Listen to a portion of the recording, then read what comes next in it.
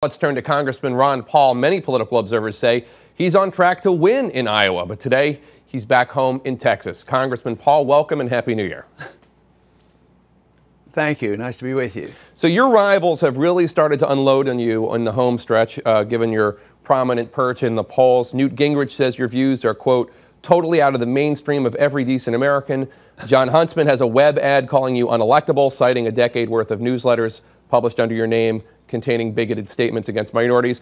And even the Des Moines Register poll that shows you essentially tied for first with Mitt Romney says that you are leading the pack in terms of who is least electable in a general election. This is a real area of vulnerability for you. How do you convince Republican voters that you are, in fact, electable against President Obama? Well, that whole thing is a contradiction in terms. If I'm leading into polls, that means I'm electable. I've been elected 12 times in Texas. When people get to know me, we're doing well in the polls. Our crowds are getting bigger, and the people who are complaining are the ones who are way down in the polls, so they don't have a whole lot of credibility about my electability. But indeed, nobody can prove anything until we have a real election, and we're going to have a real caucus vote, straw vote on Tuesday night. That's going to tell us a whole lot, and as a matter of fact, our campaign feels pretty good about how things are going. But certainly, Congressman, you would concede that some of your views, some of the principles you hold in terms of drug legalization or in terms of, I know you wouldn't call it isolationist, but a non-interventionalist policy in the world. These are views that are not shared by a majority of Americans. And I think the concern among Republicans is once they are better known, that would hurt you. Well, see, I think that's where the contradiction is. Quite frankly, I don't believe that statistic because I think the majority are with me. What percent want to come out of Afghanistan? It's like 75, 80%. How did George Bush win in the year 2000? He talked about a humble foreign policy, non-intervention, no nation building, no policing of the world. I mean, and Obama was seen as the peace candidate just 3 years ago. So I would say the American people are with me more now than ever before. They're with me on cutting spending.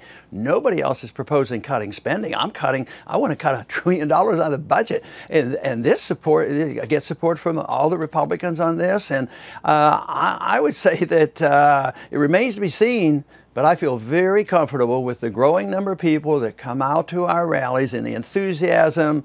I tell you what, I think it's a mistake if people want to write me off and say that I am not with the people. Matter of fact, it's so appealing that we get a lot of independents and a lot of Democrats coming to our rally, and that's what you need in order to win elections. So I'm pretty optimistic about what's going on. And of course, I've always been optimistic about the message of liberty and the Constitution, limited government, and I think it's catching on. I think the people have come around to believing that the government fails in their efforts to do good. They want to be a good policeman of the world. They want to provide goods and houses for everybody. And look at what happened to the housing bubble. And look at the prolongation of these wars overseas. So people are looking now more carefully at a constitutional approach to government. All right, Congressman, we have a lot of issues to discuss and only a few more minutes left.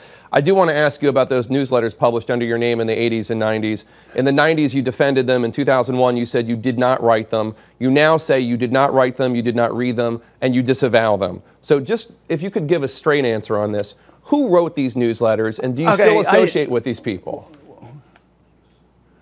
Well, I think your assessment there is mixed up because the reporting has been bad.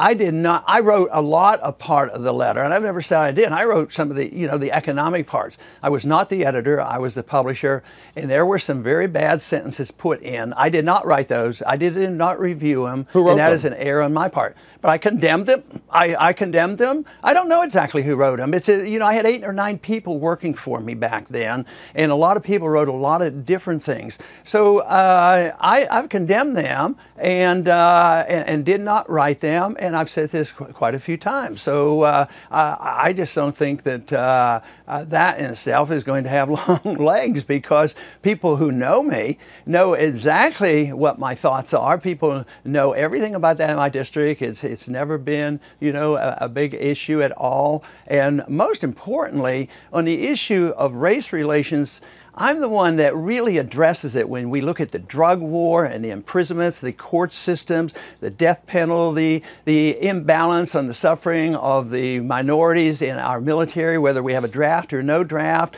So I think the court system is very, very biased, whether it's the issuance of the death penalty. If you look at it, it is unbiased. I'm the only one that's talking about that. So I'm the true civil libertarian when it comes to this. And I think that people ought to look at my positions there rather than dwelling on 8 sentences that I didn't write and didn't authorize and have been, apologetic about because it shouldn't have been there and it was terrible stuff. Well, I think it's more than 8 sentences, but moving on, one of your former close aides recently said that you, quote, engaged in conspiracy theories, including perhaps the 9/11 attacks were coordinated with the CIA and that the Bush administration might have known about the attacks ahead of time.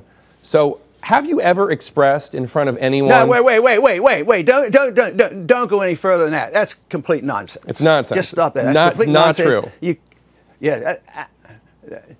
No, I did not. I never bought into that stuff. I never talked about it. Okay. About the conspiracy of Bush knowing about this? No, come on. Let's be reasonable. Okay. That's just off the wall. And then lastly on the newsletters, I just want to ask this. You published a for-profit newsletter under your own name for decades, didn't know it included extremely offensive statements. Assuming what you're saying is 100% true, you did not see these sentences. Doesn't this call into question your management style? Well, yeah, I think so, but I don't think anybody in the world has been perfect on management, everybody that's ever worked for them. Yes, it's a flaw, but I think it's a human flaw, and I think it is probably shared by a lot more people than myself, because, when you have hundreds of people over the years that have worked for you, and it's happened even in big corporations or big newspapers or on TV stations, you can't monitor. Every once in a while somebody on a TV station will say something, but does the owner and the publisher, get blamed for what the person says? So no, you can't monitor every single thing, but it is a flaw. And of course, I admit that I'm an imperfect person and didn't monitor that as well. But to paint my whole life on that is a gross distortion, because we have to remember, I didn't write them, I didn't see them before that, and I have disavowed them. That, to me, is the most important thing. The only other thing that we should do is you and others should look at all my other statements in my defense of civil liberties and race relations.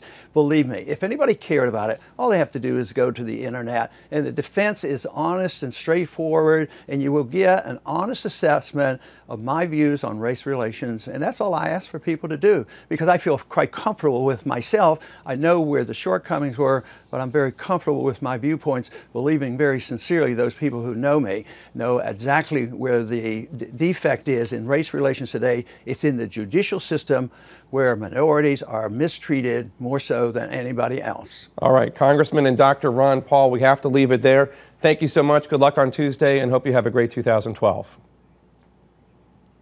Thank you.